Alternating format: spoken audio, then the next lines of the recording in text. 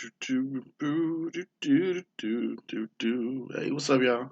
Okay, so we're gonna keep this thing going. Some more movie reviews. Sorry, I'm getting everything situated. So, The Lovebirds. It was who was directed by. I'm trying to say who was directed by, but for all those who I'm trying to say who was it directed by, Michael Showalter. Okay, yeah, with a budget of 16 million. Um, who we all know Issa Rae is cast in this film. And Issa Rae, pretty much Issa Rae, and I don't want to butcher his name. This guy is cool. I like this guy. Kumail Nanjiani, very familiar face. Um, I don't want you guys to. I'm sorry, I butcher his name so much, but pretty much those are the two. Those are the two main characters in this film. You probably see a couple more familiar faces. On the brink of breaking up, reading the synopsis, on the brink of breaking up, a couple gets unintentionally embroiled in a bizarre murder mystery.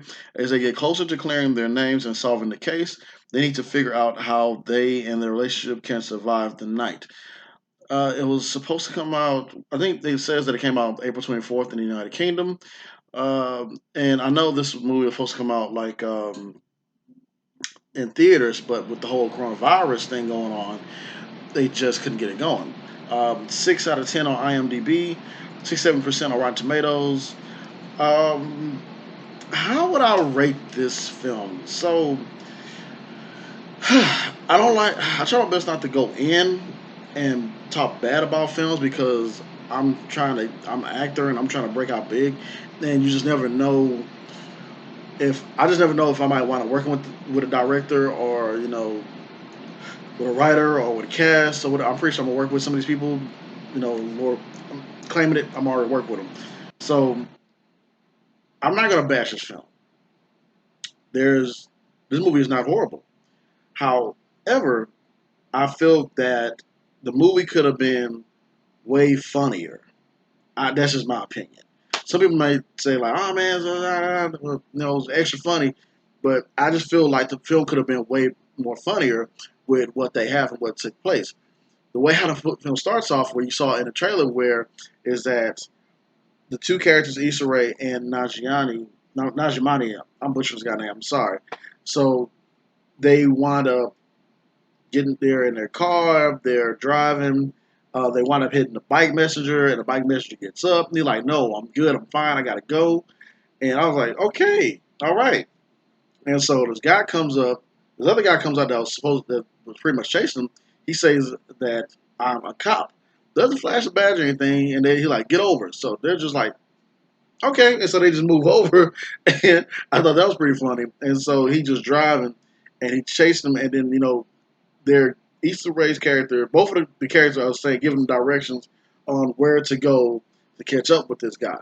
Cut off right here, cut off right there, and he winds up speeding up, and he knocks the guy off the bike again. So the guys get hit on the bike by a car again, and they're like, "Yeah, we got him." And so he puts it in reverse, runs the guy over, drives over again. So he drives over the guy several times, and they're just like, I don't think a cop is supposed to do that. So that's when you just like, okay, yeah. So, and so after that, the guy gets up, start checking the dead guy's body, and he doesn't have the phone. And so he looks at them. He has a gun, and right before he's about to go and I guess kill him, the cop people wind up walking up and hear police sirens or whatever, and then the guy runs away, and then people come up and they suspect that the two couple Issa Rae character and Najee uh, killed the bike messenger that's on the ground, and that's when the story takes off. Now, before this happens, at the beginning of the film, you see the two characters there, having a good time. They're kissing, hugging, or whatever. Well, I don't think they kiss or hug yet, but they're having a good time, getting to know each other, getting to feel for each other. They're all smiles. Then fast forward 4 years later, they got the whole place together. They're at each other's throats, just arguing, complaining, and yelling and screaming, and they're just having being petty with one another with their their disagreements. So they're not on a good terms right now. And then for this to happen, they're in their car, they're driving, and they're saying to themselves, they argue so much, and they're like, I think we're done. I think we should have been, cut this whole thing off. And that's when they hit the bike messenger. So just give you a little fast forward what's going on, what happened, what took place. And so, and after they hit the bike messenger and they get accused, they, on foot, they're running around, they're trying to clear their names of who killed the bike messenger because they're on the news and or no, I think either they were on the news or they were not, or people just accusing them. So they're like, there's like, cops are looking for them. Even the police calls them and trying to talk to them and say, hey, what happened or what have you. And so they go on a whole little, wild goose chase of trying to clear their name. Now, with what happens in the film, I think what it was is that their banter, both of the main characters' banter, is what keeps you interested into the film, and it brings up good laughs. But it's not like for me, it wasn't like I'm crying tears laughs, but it was still solid. It's still solid. It's still good. So, and that's just my take on the movie, and that's the movie all overall. There were some things where it could have happened to where it could have been like, oh man, this could have been like I just needed one or probably one probably good part where you're like I'm crying, laughing, and it could have happened. And there are some things that you're like, "What the crap is going on right now?" But but overall, the film was okay. But thank you Netflix for picking up this film. Netflix has been saving my life and everyone else's life with all the films they're putting out, as well as Disney Plus and all the other streaming services. Because I'm telling you right now, being quarantined, even though as of right now the state. It's somewhat opened up. Some restaurants, some places, the beaches and everything.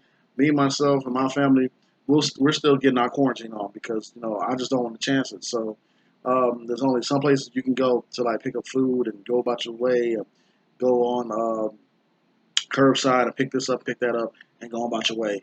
I'm still not going out in public. Yeah, so that's just that. So thank you Netflix. Thank you for all the other streaming services, Hulu, Disney Plus. Thank you Fire Stick, guys. Just get a Fire Stick. It'll do so many wonders for you.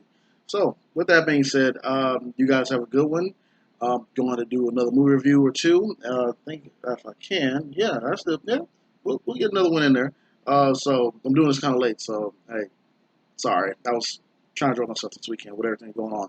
But if you saw the Lovebirds, comment below. Let me know what you think. Did you like it? Did you hate it? What you want to happen for it to be better than what it was? And don't forget to share and subscribe if you haven't subscribed already. Until next time, you guys have a good one. Peace.